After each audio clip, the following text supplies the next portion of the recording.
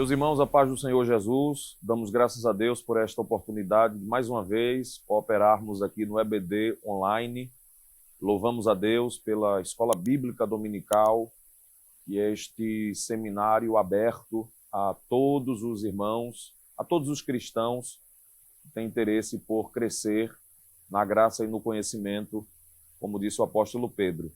Louvamos a Deus pela vida do nosso pastor-presidente, pastor Roberto José, bem como do nosso superintendente, pastor Gastone Alves, e toda a equipe que tem se desdobrado e com muita dedicação, junto a todos os professores, estão durante mais um trimestre compartilhando do conhecimento bíblico com todos os alunos. Nós estamos, nesta oportunidade, com a lição de número 12 deste segundo trimestre, que já quase chega ao seu encerramento, uma lição com comentários no Evangelho escrito por João, o evangelista que andou com Jesus durante o seu ministério aqui na terra e foi um dos apóstolos que mais teve intimidade, não é? Proximidade ao Senhor, a João que o Senhor Jesus revelou-se na ilha de Patmos,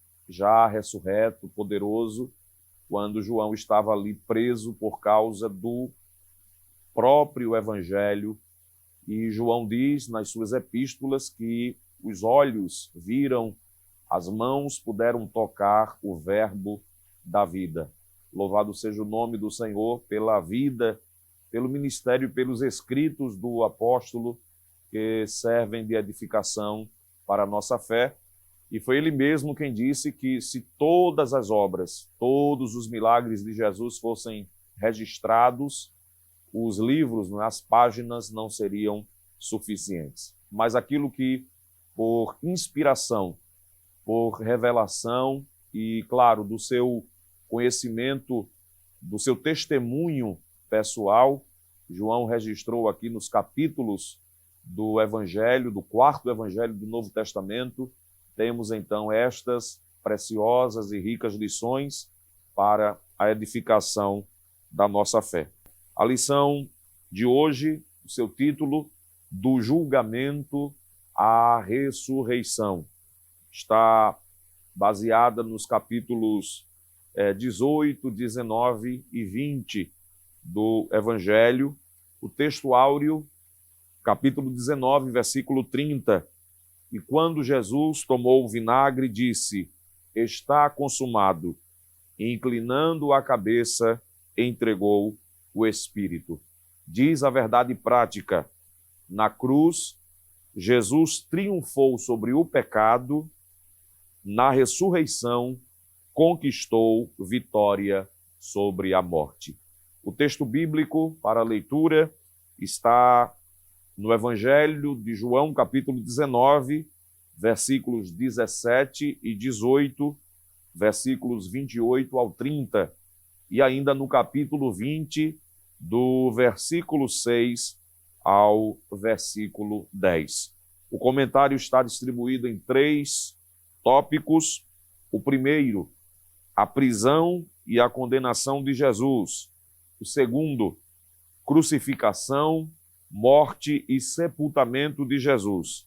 E o terceiro, a ressurreição de Jesus. Este último, ele será ainda desdobrado, não é comentado na lição de número 13, que vai fechar este trimestre, com base exatamente na ressurreição de Jesus e a esperança que ela traz a todos os que creem nele, a todos os que creem no seu nome. Queridos, eu quero ler um texto aqui na primeira carta de Paulo a Timóteo, capítulo 3, versículo 16. Primeira a Timóteo, capítulo 3 e o versículo 16. E sem dúvida alguma, grande é o mistério da piedade. Aquele que se manifestou em carne foi justificado em espírito, visto dos anjos, pregado aos gentios, crido no mundo e recebido acima na glória. O Evangelho, que é as boas notícias, não é as boas novas para este mundo que anda perdido, sem Deus, sem paz, sem salvação, está, evidentemente, a sua mensagem concentrada na pessoa de Jesus Cristo. É isto que João tem como objetivo ao escrever o Evangelho, como nós sabemos, não é? Cada um dos 4 evangelhos, a partir de Mateus, tem um público, um grupo de pessoas para aquele que o evangelista, o escritor, ele teve o cuidado de se dirigir melhor. E João entende-se que foi para os gregos que escreveu este evangelho, e por isso, inclusive, que ele inicia o seu relato não preocupado em trazer a genealogia de Jesus, como fizeram Mateus, Lucas, por exemplo. Mas João começa falando da divindade de Jesus. Não é? O Verbo se fez carne e habitou entre nós, vimos a sua glória como a do unigênito do Pai, a sua manifestação foi cheia de graça e de verdade. Então o Evangelho, ele está concentrado aqui, não é? Na vida de Jesus, na sua obra, todos os seus milagres realizados, está na sua morte e, claro, também está na sua ressurreição, como é o capítulo 20, e na lição próxima, a lição 13, o comentarista destaca que o capítulo 20 do Evangelho de João pode ser considerado como o clímax do Evangelho, não é? O ponto alto que retrata exatamente que este Senhor Jesus Cristo, este que veio do Pai, de Deus, para falar sobre o reino de Deus chegado aos homens, ele não ficou na tumba fria, mas ele ressuscitou ao terceiro dia, foi visto por várias testemunhas e após cerca de 40 dias, conforme Atos capítulo 1 nos diz, ele foi assunto aos céus, não é testemunhado aquele fenômeno, aquele acontecimento ali por seus apóstolos e levado de volta às regiões ou às mansões celestiais, mas com a promessa confirmada de que ele virá outra vez, não é buscar os que são seus, buscar a sua igreja. Bendito seja o nome de Jesus por esta verdade. Queridos, e aqui na lição de hoje estão as informações, não é, deste acontecimento que a gente pode entender como um dos mais importantes da história da humanidade, que é justamente a missão que Jesus veio cumprir aqui na terra, conforme ele bradou lá no alto da cruz, no capítulo 19 e o versículo 30 do Evangelho de João, o versículo que está inserido na leitura em classe de hoje. E quando Jesus tomou o vinagre, disse: está consumado. Inclinando a cabeça, entregou o Espírito. Ele já havia dito ao Pai na oração, no capítulo 17, o versículo 4, eu te glorifiquei na terra, consumando ou terminando, acabando a missão, a carreira que me confiaste. Então ele veio com este propósito, não é, de morrer na cruz do meio para derramar o seu sangue e para perdoar e resgatar o homem perdido em seus delitos e pecados. E a partir aqui do capítulo 18 está o registro de toda a movimentação, não é, da prisão, da condenação de Jesus, do seu sofrimento na cruz até que ele morreu naquela sexta-feira à tarde no alto do Gólgota.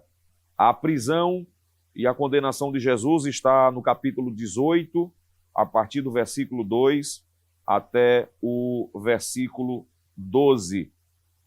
Nós sabemos, pelo que os evangelhos nos informam, que primeiro os judeus, não é? Eles tiveram esta intenção de julgar o Senhor Jesus e condená-lo. Eles o levaram à presença de Anás, está no capítulo 18, a partir do versículo 12, e também à presença de Caifás, capítulo 18 e o versículo 24. O que nos informa o texto bíblico é que a corte do Sinédrio não tinha poderes para conferir a pena de morte. Ela precisaria ser confirmada pelo procurador romano, por um representante do governo de Roma, no caso Pilatos, não é? Às mãos do qual o Senhor Jesus chegou após ter passado pelas mãos ou pela presença de Anás e Caifás. O que nos chama a atenção, e eu quero destacar aqui pelo tempo do qual a gente dispõe, este tempo tão precioso com os irmãos, é algumas referências nas quais, repetidamente, Pilatos ele considera a inocência de Jesus. Observe aí no capítulo 18 e o versículo 38 nos diz assim, 18 e 38 de João: disse-lhe Pilatos,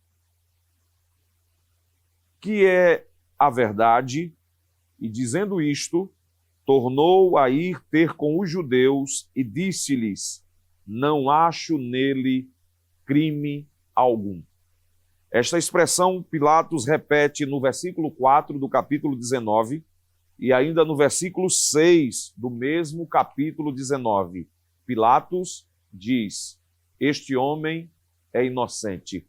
Não encontrei nele crime que possa justificar a sua condenação a uma pena tão cruel como era a pena de morte.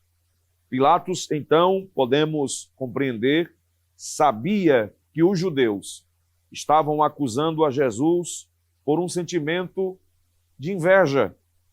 Eles não tiveram condição de apresentar uma acusação específica. A propósito, a crucificação ou a acusação que foi publicada por sobre Jesus quando já pendurado na cruz foi: este é o Rei dos Judeus. Está no capítulo 19 e o versículo de número 19, que diz: e Pilatos escreveu também um título e pô-lo em cima da cruz, e nele estava escrito: Jesus Nazareno, Rei dos Judeus. E muitos dos judeus leram este título, porque o lugar onde Jesus estava crucificado era próximo da cidade e estava escrito em hebraico, grego e latim. Esta foi então a acusação que Pilatos autorizou ou ordenou que fosse escrita e publicamente, como diz o próprio texto bíblico, muitos puderam ler e observar. E das línguas utilizadas nesta publicação, nós temos aqui um trecho de um comentário. O grego, o hebraico e o latim eram então os três grandes idiomas do mundo antigo e representavam três nações importantes. A Grécia ensinou ao mundo a beleza da forma e do pensamento.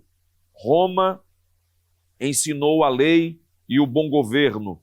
O povo hebreu, por sua vez, ensinou ao mundo a religião e o culto ao Deus verdadeiro. A consumação destas três coisas se encarna em Jesus. Nele estava a beleza e o pensamento supremo de Deus. Nele estava a lei e o reino de Deus. Nele estava a imagem de Deus. Hebreus capítulo 1 fala esta verdade. Todas as buscas do mundo encontravam sua consumação nele. É simbólico que as três grandes línguas do mundo o chamassem rei. Jesus Nazareno, rei dos judeus. Capítulo 18, versículo 36, ainda no diálogo entre Pilatos e Jesus. Palavras do Senhor: o meu reino não é deste mundo. Se o meu reino fosse deste mundo, pelejariam os meus servos, para que eu não fosse entregue aos judeus. Mas agora o meu reino não é daqui. A Bíblia de Estudo Pentecostal, lá nas notas, nos comentários do Evangelho de Mateus sobre este episódio, não é? Esta conversa entre Pilatos e Jesus, comenta que o reino do Senhor, ele não é uma teocracia político-religiosa, nem para exercer o domínio do mundo. Se o Senhor tivesse vindo para estabelecer um reino político, seus servos pelejariam, lutariam, como era a prática comum dos reinos da antiguidade, não é? Os soldados foram até o jardim quando Judas o entregou, cometendo aquela traição, e eles estavam armados. Mas Jesus não possuía armas, e até quando Pedro saca a espada, Jesus o repreendeu severamente. Então o reino de Jesus, como ele mesmo declarou, não era uma visão política, mas o seu reino, comenta ainda aqui a referência citada, que o seu reino é o seu senhorio nas vidas e corações de todos aqueles que ouvem a verdade e lhe obedecem. Romanos, capítulo 14, versículo 17, outra referência bem conhecida dos nossos queridos irmãos da escola dominical. Porque o reino de Deus não é comida nem bebida, mas justiça e paz e alegria no Espírito Santo. E o que o seu reino será? No futuro, novo céu e nova terra, conforme nós encontramos nos capítulos 19 e 20 do livro do Apocalipse. Jesus, condenado por Pilatos, então ele é levado para a crucificação, para a sua morte, é o que está escrito ou está comentado aqui no segundo ponto da lição de hoje. Sob os açoites dos soldados, Jesus carregava a sua cruz até chegar ao Gólgota, local conhecido como lugar da caveira, devido à forma que o monte apresentava.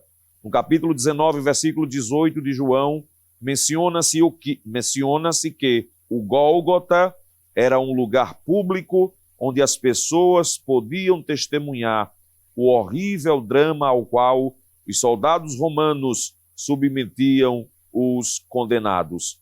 Nos evangelhos de Mateus, Marcos e Lucas foram registrados detalhes sobre os eventos durante a crucificação do Senhor.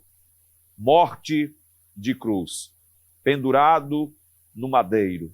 Jesus já havia dito no capítulo 3 de João e também no capítulo 12 que todos seriam atraídos a ele mesmo, não é?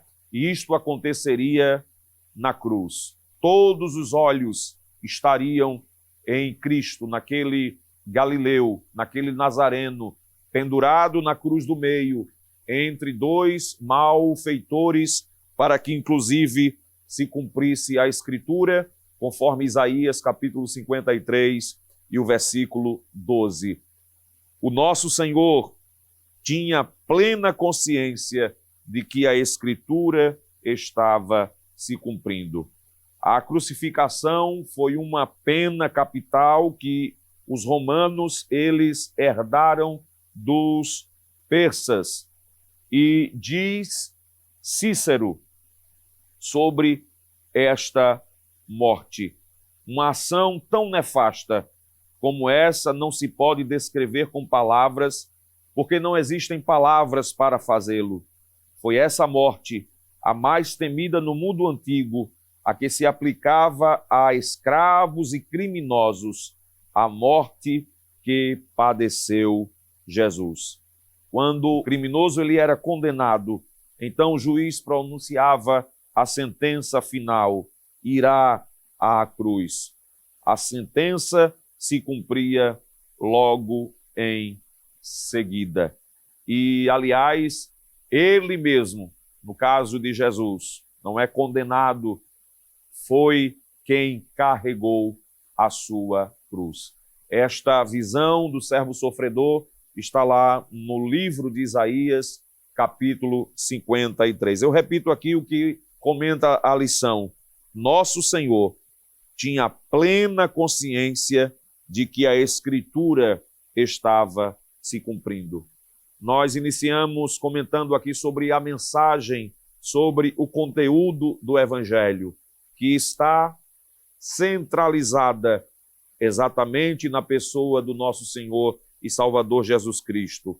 Na sua vida, até mesmo o seu nascimento virginal não fora profetizado por Isaías: eis que a virgem conceberá e dará à luz um filho, o seu nome será Emanuel, que quer dizer Deus conosco.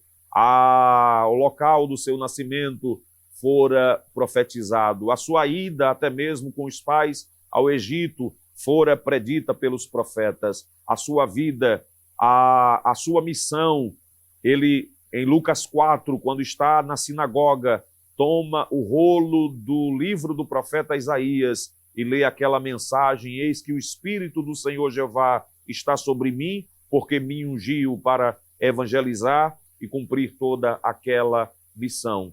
Isaías 53 está ali descrita o seu sofrimento, todo o padecer, toda a humilhação que o Senhor Jesus, ele sofreu.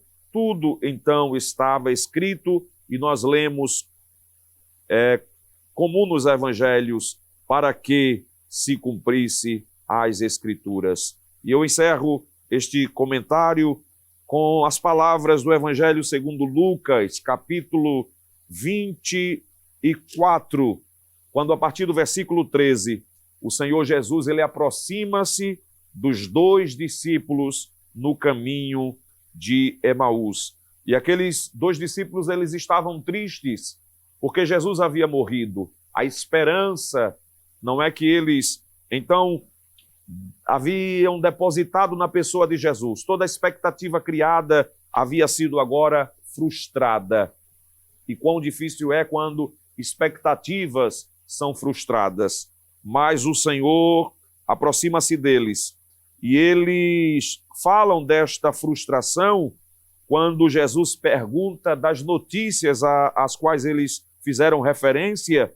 E eles disseram, 24 e 19 de Lucas, as que dizem respeito a Jesus Nazareno, que foi varão profeta, poderoso em obras e palavras diante de Deus e de todo o povo. 21, nós esperávamos que fosse ele o que remisse Israel, mas agora sobre tudo isso é já hoje o terceiro dia desde que essas coisas aconteceram. Mas eles tiveram a notícia da ressurreição. Eles falam disso nos versículos 22, 23 e 24. E quando eles falam de que as mulheres, de que os discípulos tinham ido até o sepulcro, e o sepulcro, o túmulo, estava vazio, conforme o tópico de número 3 da lição de hoje, Jesus então diz a eles: ó nécios e tardos de coração, para crer em tudo, ou para crer tudo o que os profetas disseram. Honestos e tardos de coração para crer tudo o que está escrito sobre Jesus. E, queridos, esta é a mensagem que a igreja ela deve continuar anunciando nos dias atuais, chamando a atenção dos homens, chamando a atenção dos pecadores para as verdades ou para a verdade das sagradas escrituras que apontam o Senhor Jesus, o caminho, a verdade e a vida para este mundo perdido e em trevas. Jesus continua, versículo 26, porventura não convinha que o Cristo padecesse estas coisas e entrasse na sua glória, e começando por Moisés e por todos os profetas, explicava-lhes o que dele se achava em todas as Escrituras. Então, falemos o que as Escrituras falam sobre Jesus.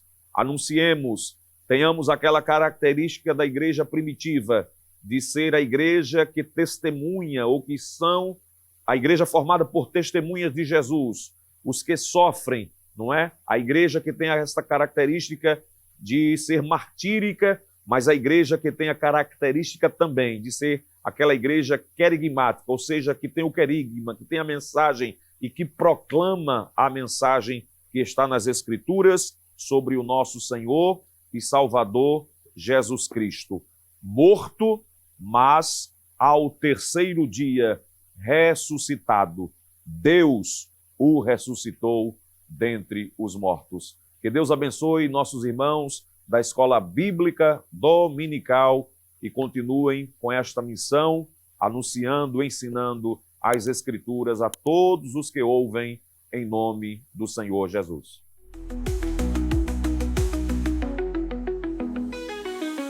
Que o conhecimento é capaz de mudar a vida de quem lê, a gente já sabe.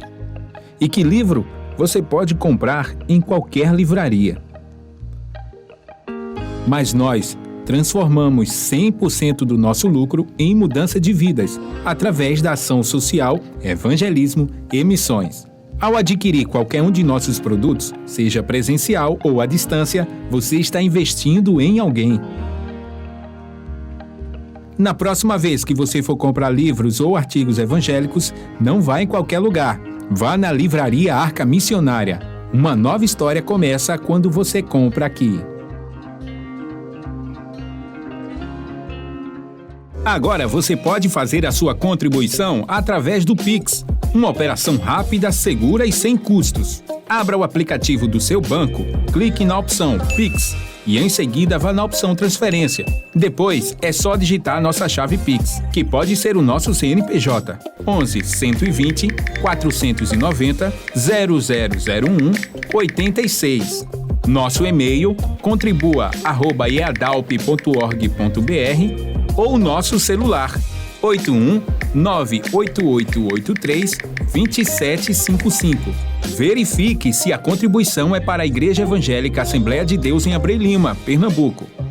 Confirme a transferência e depois siga o procedimento do seu banco. Anote nossas chaves Pix para não esquecer. CNPJ 11 120 490 0001 86. E-mail contribua@iadalp.org.br. Celular 81 98883 2755. Você está contribuindo para o crescimento da obra de Deus.